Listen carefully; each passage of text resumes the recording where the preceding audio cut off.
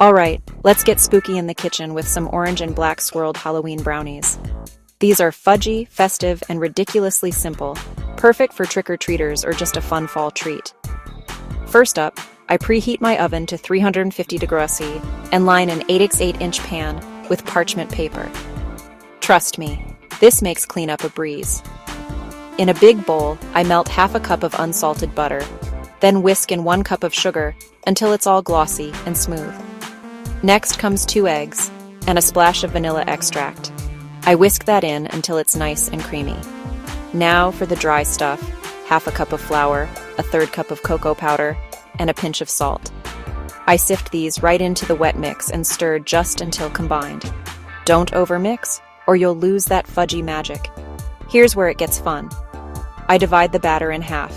1/2 stays rich and chocolatey, classic brownie style. For the other half, I stir in a few drops of orange food coloring and a touch of orange extract. It's wild how vibrant this gets.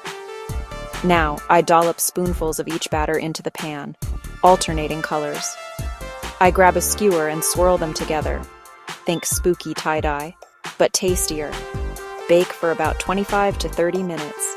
You'll know they're done when a toothpick comes out with just a few fudgy crumbs. Let them cool completely. Seriously, this is the hardest part. Once they're set, lift them out and slice into squares. The swirl inside is so cool, orange and black, just like Halloween night. These brownies are rich, chewy, and have that hint of orange that makes them pop.